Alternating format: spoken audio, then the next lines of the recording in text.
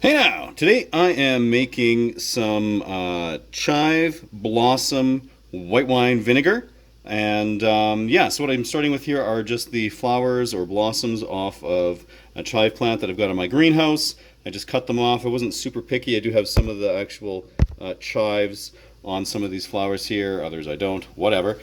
First step though is I'm just going to rinse them off so that if there are any little tiny bugs or anything like that in here, they'll float to the surface and I can kind of get them out. There isn't any fertilizer or anything like this on here or chemicals that I'm worried about, but I am just worried about bugs or whatever. So I'm just going to let them soak for a few minutes and then kind of see if anything that I'm not looking to have in my vinegar is floating on here, and then I will yeah, just remove them. So I let them, as I say, kind of rinse for a little bit. I've just taken them, I kind of let them air dry a little bit. And what I have here is right around a cup and a half or so of these blossoms. Now before I put them into this jar, I need to just muddle them ever so slightly. So I'm just going to use this here and just give them a little squash. This will just help release some of the flavors and aromatics and whatnot into the vinegar while it soaks.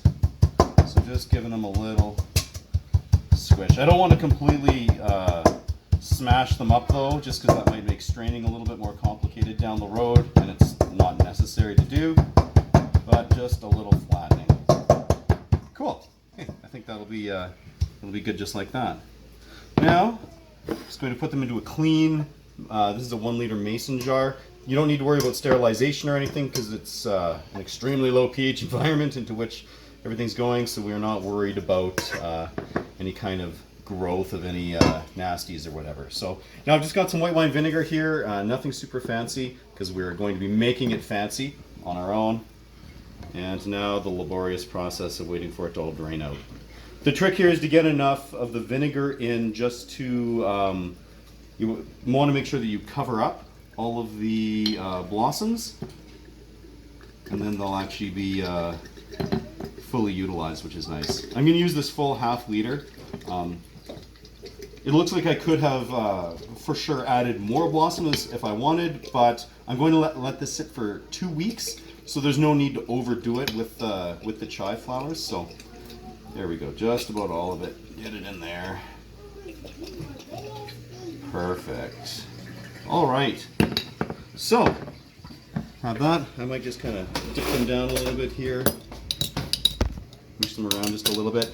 So now I'm going to be sealing this up and just popping it into a cabinet. You can just leave it at room temperature, ideally out of the way of the sun or heat or anything like that, for 2 weeks. So I'm just going to pop these into a kitchen cabinet where I've got my kombucha and stuff and let them sit there. So we'll see you in 2 weeks. Well, after a couple of weeks, here we are. You can see that this white wine vinegar has really taken on the color of those chive blossoms. So now it's time for me to well, first of all, I'm going to sample it.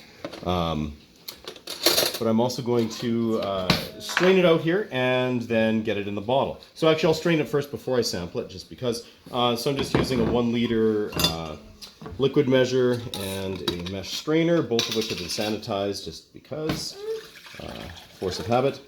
So I'm going to put that through there, get all the vinegar out. I'll let that just drip here for a second. There we go. Wow, that has a powerful aroma. Oh, very interesting. It's, oh man, it's like, kind of like chives, but almost more like sauteed onions and garlic. I'm gonna have a little taste-a-roo. So this, yeah, actually it tastes exactly like it smells. There are certainly notes of, it's almost like garlic scape and onion and chive and everything all kind of rolled into one. The actual viscosity of this seems to have increased.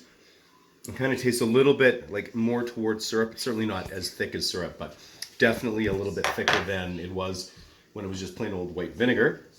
So I'm going to put this into the bottle. This was the original white wine bottle. I got the label off, I just scraped it off, and then for the glue, I just used some olive oil and a paper towel and rubbed it, and that got rid of all that glue residue for me. So it's going to present really nicely.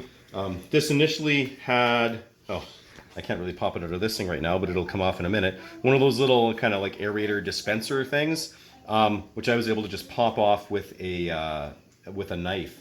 So I'm hoping that once this is in there, I'll be able to twist this on. Maybe it'll click back in and we'll be good to go. So, again, this funnel was sanitized just to make sure we're not risking introducing anything. I mean, it'd have to be a pretty hardy bacteria to withstand the low pH of the vinegar. But, oh man, look at that. So there was hardly any loss. I want to say it was up kind of around here when I first got it. So you're talking about like maybe a tablespoon that was lost there and still in that. Okay, so here's the test to see if I can get that. Oh, that's not wanting to come out. All right, I'm just gonna get a knife. I'm gonna pop this thing back in and then we'll take a look at it in some better lighting. So I noticed that this is just a little bit hazy, so what I'm going to do is try just an added clarification step. So I'm just using a coffee filter here and the same funnel. I'm going to just pass this through here and see whether or not this catches anything. I've used this method on filtering other stuff in the past. It's flowing fairly decently, so it's not like it's going to take forever. So I'm going to run all of this through here and then I'm going to take a look at it. Well, of note, the filtering process through the coffee filter really didn't do too terribly much. There were a couple tiny little chunks of flowers that I think it did strip out. Other than that, the clarity is about the same, so it is just a touch hazy. I did pop out that little tab like I was talking about, which will now just, see, I just pushed it right back in there. So it's just like it was when it came from the store. And then I can just screw the lid back on, and there it is.